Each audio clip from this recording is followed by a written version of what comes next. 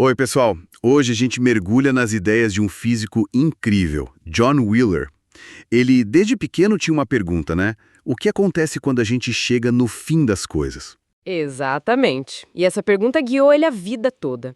E olha, ele não era desses físicos famosos na mídia, tipo popstar. Não, né? Não.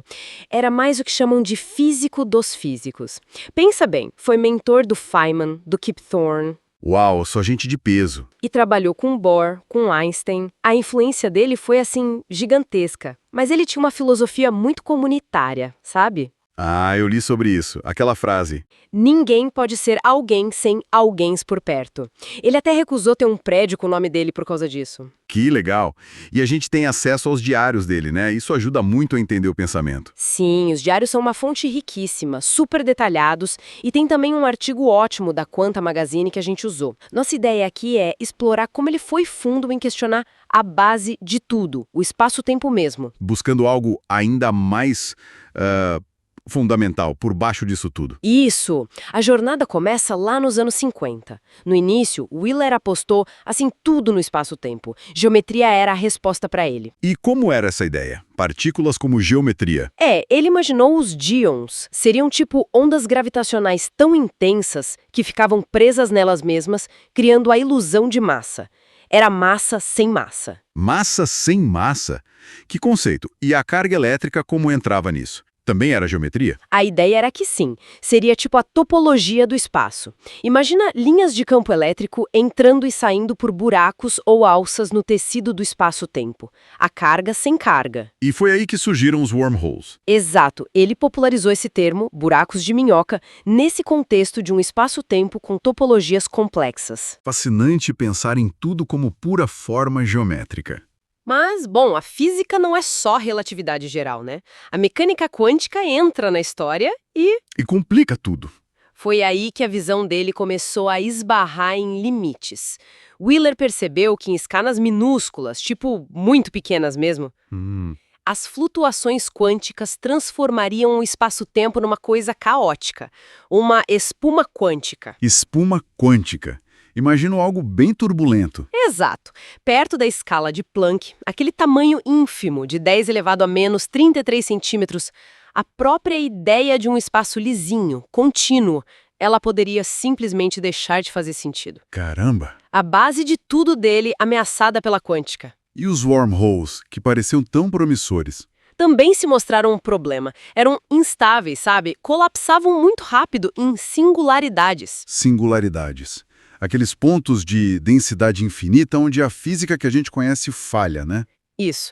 O tecido da realidade parecia, como ele mesmo disse de forma poética, roído por traças.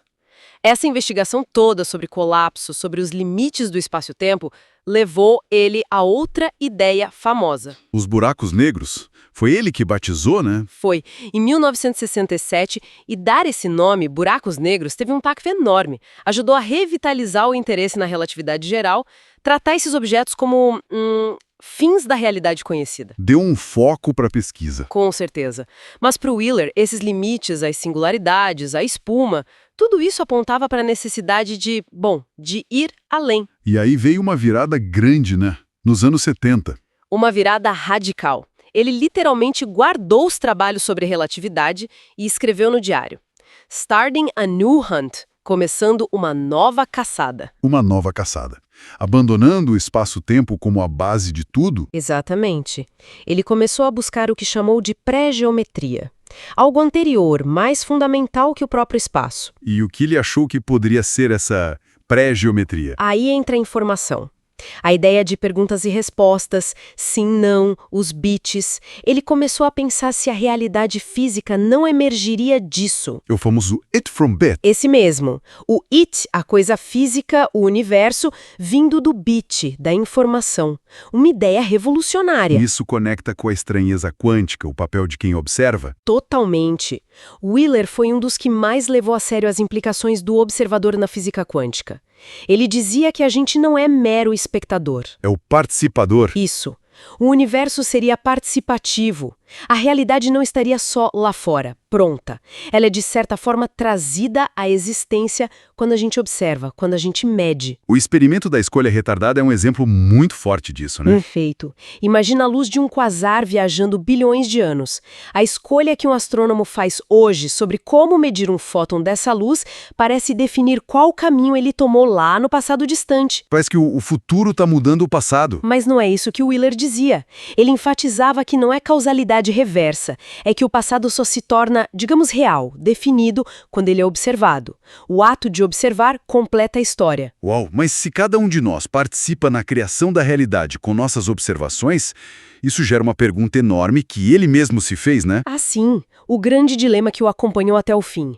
Se cada ato de observador participante constrói um pedaço da realidade, por que todos nós vivemos aparentemente no mesmo universo, com o mesmo passado, o mesmo espaço-tempo? Como que essas participações individuais viram uma realidade compartilhada para todo mundo? Exato. Como diferentes observadores combinam suas impressões para formar o que a gente chama de realidade. Ele não chegou numa resposta fechada para isso. Imagino que não seja simples. Nem um pouco. Ele explorou várias ideias, mas rejeitou soluções fáceis, tipo baseadas só na consciência individual.